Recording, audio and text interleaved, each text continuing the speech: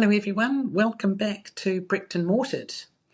So Paul, we had a bit of a chat about what this first episode might be. I'm passionate about infrastructure and you're not passionate about infrastructure at all. No, it's boring, sorry. Yeah, but anyway, you really wanted to do Nothing Stacks. Now, I listen to you. We know I listen to you. Sometimes. Yeah, when it suits me. Exactly. Yes, I'd agree with that. And you actually made a lot of sense. It's like, what's the point? We can't have projects unless they stack. Correct. But what I thought we would do today is talk about projects that don't stack. Why don't they stack? Then we'll go on to talk about what has made them stack. And then I will talk very top line about my project that we made stack. And you can describe some of the detail inside of that. Okay. So how about we go to Nothing Stacks? What have you found? Where do I start? This is such a near and dear topic to my heart. So the reason why it's near and dear is because I literally have a cubicle behind my desk with somewhere between 20 and 30 resource consents and building consents for projects that clients have spent a 12-month journey, $200,000 in consultancy fees, give or take, to get a resource consent and a building consent to come to the end of the journey and now have nothing but a big bill. A big bill, yeah, a really big bill, which could have been better spent on a house or an overseas holiday or something, and projects that are just not moving forward. So there's a couple of reasons why these people initiated these projects and then they've come to a grinding halt. So when these projects were initiated, they were in the good times, the boom times immediately post-COVID. Back then, the reasons why those projects stacked at the time and they don't stack now or more recently is because money was 2-point-something%, not 7%. The cost of construction was less. The cost of construction, although it is coming down and part of the solution, back then we could do feasibilities at 2,200 a square metre. This is for like when we use these benchmarks, this is for like a traditional terraced house, 80 square metres, 2-bedroom walk up. And in the early days, just post-COVID, when people were hungry for work, they were 2,400 a square metre. And over the period of about 12 to 18 months, the cost of construction went up close to 50%. And at the height of it, we were getting quotations for that same house, same type of product, well into the threes. So it'd be about 3,400 a square metre. And at that point, they stopped stacking. So interest rates tripled, the cost of construction went up 50%. And the other thing was you could no longer get this thing called a pre-sale. So you need pre-sales for, we'll use the word bank, but we mean the funder, to understand how they're going to get their money back. So when you can't explain or demonstrate to somebody how they're going to get their money back, you can't get the money. No, I would lend money to you if you weren't going to give me my money back. True. Exactly. Yeah. So we've made changes, haven't we? And those broad changes are probably best illustrated by my project as a reflection of many projects. Yeah. So if I look at what I've done, or what I did on my previous project and the current one, is current one, you get the land at a good price because no one wants to buy land. If you've got an equity partner, as I got, you can actually go and buy land that no one else can develop. You also self-bank, so we're able to self-bank. Staging, that's actually very important, not just from a recycle money, so you build part, sell it, get the money back, and any profit, if profit, in the first stage, and you recycle it back in to generate the next house or house group to sell. But that also comes with another advantage of risk management. We don't really know what's going to happen in the market out there. So being able to sell off something and not be forced to progress is actually quite powerful at the moment. We then have the option of taking out the builder's margin or the head contractor. Now, that's not to say all projects should have that, because head contractors serve a very, very important function in the market. They take on the risk and they, in general, know what they're doing. If we're to go the way I did, I need to engage professionals to fill in the gaps. but I'm taking out the builder's margin, which means I'm making a project stack a bit better earlier on. And I am taking on more risk and also pulling some of my skills into the project. It's not a passive project. So, Paul, that's what I've done to make my current project work. It's kind of what I did for my previous project to make it just function. Are you able to talk a little bit more about those main items?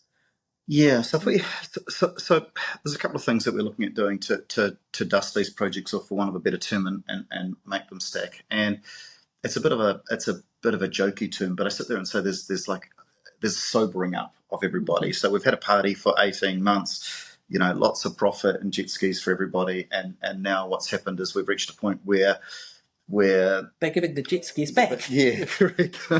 Yeah. So what are we doing to make projects stack? How do we take the projects out of my cubicle behind my desk and dust them off and make them viable? There's a couple of things that we're looking at doing.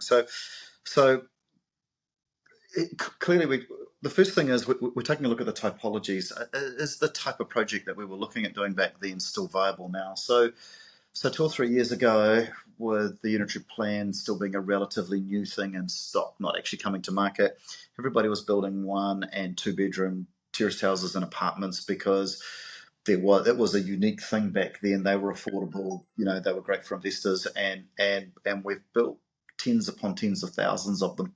And the issue that we've got now is we're oversupplied. So it's pretty hard to have a unique selling proposition with an affordable entry home.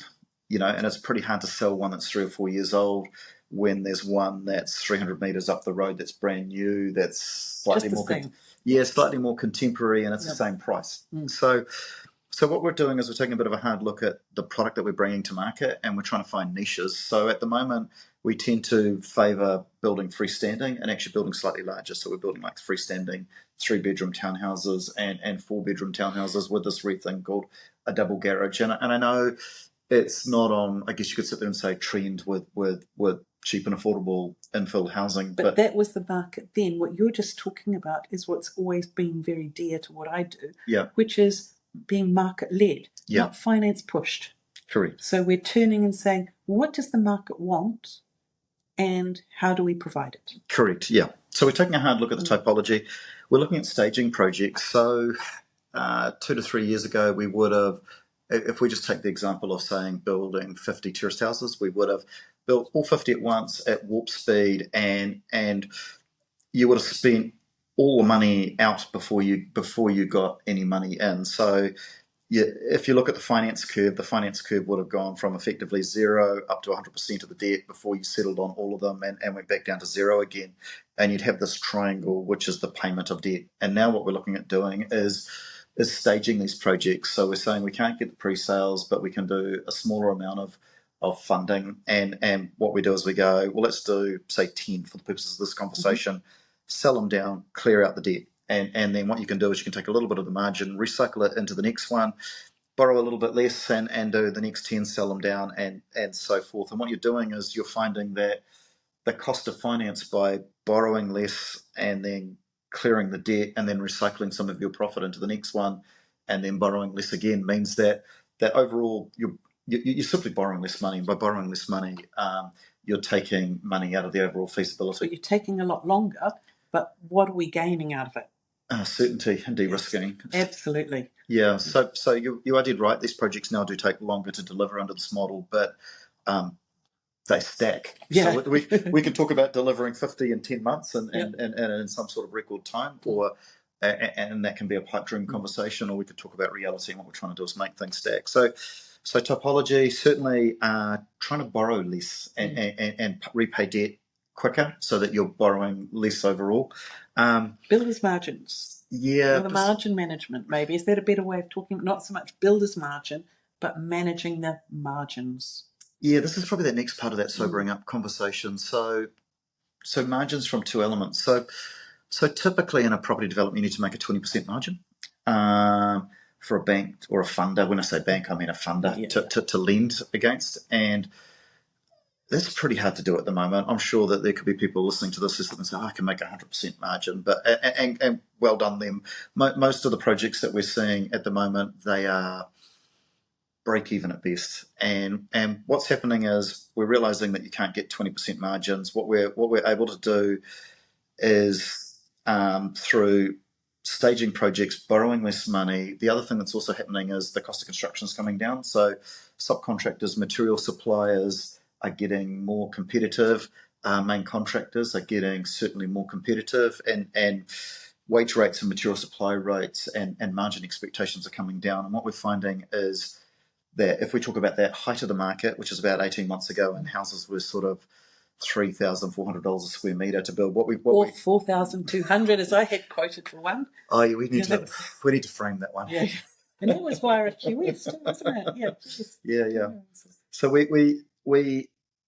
what we found is that late last year was the market was doing some of the heavy lifting for us, in that the cost of construction was starting to come down as some of these builders were realising that the workflow was softening off. So when we were doing feasibility, saying, oh, we might be able to make 6 or 7% margin at 3,400 a square metre, and we would then go out to market. And what we're finding, it sort of happened around about September, October last year.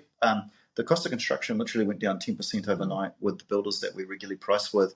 You know, everybody. I'm not sure if it's the best analogy, but everybody was sobering up, and by everybody sort of giving a little bit back, the costs came down. And on these multi-unit developments, the cost of construction is literally half the cost of the project, give or take a few percentage points. So if you could save 10% in construction, which is what was happening back then, you're taking 5% straight to the margin line. And the financier likes you better. Yeah, correct. And what was happening was these projects that were making sort of 5 to 7% on paper, which is kind of the margin of error, we were now able to get like 10, 12% margins. And by doing that, and some of our clients lowering their expectations on margin, we were able to bridge gaps, and projects were moving forward sort of at 10 to 12% margins.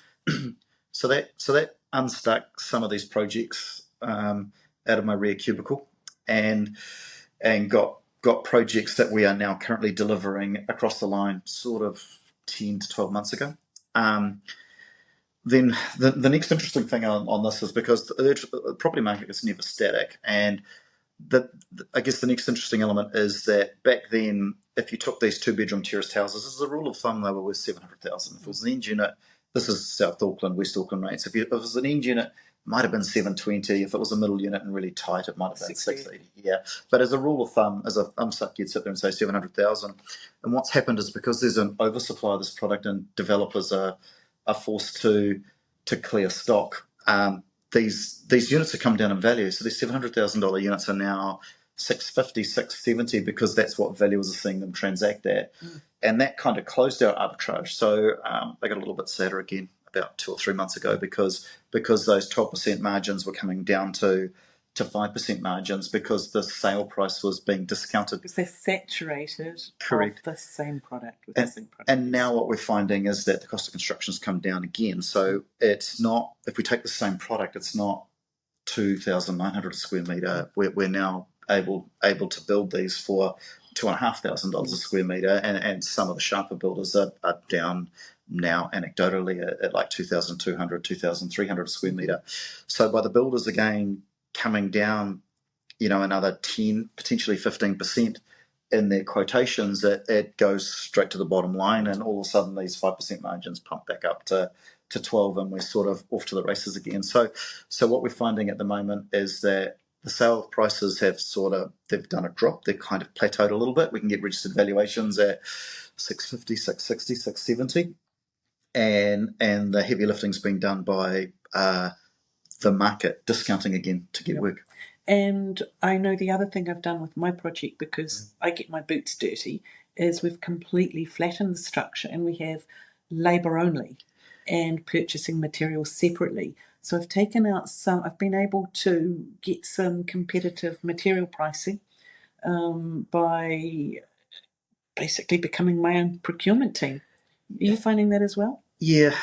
Maybe another way of describing what sort of happened was, about 2 years ago, in the height of the market, we were getting really lazy pricing. You've got subcontractors with more work than they knew what to do with, wanting the weekends off so they could go use these jet skis they've just brought, and contractors with more work than they knew what to do with. They got lazy in pricing, and it was like, there's heaps of work.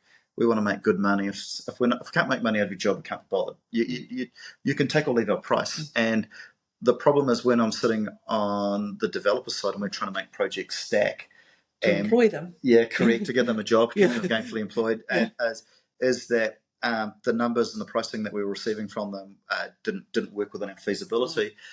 So at the time we had to adopt what I refer to as a construction management model, and that is, well, at the time if the contractors are all too busy to price our work properly, what we'll do is we'll do the job for them. And we on some projects we basically became the main contractor. So we kept the contractor's margin. We provided site managers, quantity surveyors, etc., to actually administer the contract as the builder. And what we did was we got the plumbers and the electricians, etc., to enter into direct contracts with me. With the principal. Yeah. And by doing that, we were able to sort of realise at the time sort of 7 to 10% margin gains. And again, straight to the bottom line, it's sort of 5%. So it doesn't work for all projects, and it certainly doesn't work for all clients. But one of the ways that we are able to get projects across the line at the moment is that making the client the main contractor effectively and employing subtrades directly. So there's a big caveat and a separate topic on that, because there's certainly, I'm at pains to say, there's certainly a value in using a main contractor, but sometimes there were moments where we either had to pack up and go home on some of those projects, or we had to innovate, and that was the innovation at the time to make these projects work. Yeah, so in short, we've changed our approach. It's like the wind's changed. If you're in a boat, you don't keep trying to sail to the same direction, you adjust your sails. Yeah. And that's what we've done. Yeah. So thank you for that, Paul. Next time we decided we're going to talk about disputes. Yeah. We're not going to use any woke terms. So a dispute is a dispute, whether it works out easily or not easily. And we're just going to talk about different types of disputes and how to approach them. Yeah, disputes and problem solving. So people often reach out to you and I saying, I've got a problem and I'm in dispute with somebody, and how do we deal with this? Yeah, so we'll deal with that next time. Yeah. Okay, thank you all very much, and thanks for listening to Bricked and Mortared. Thank you.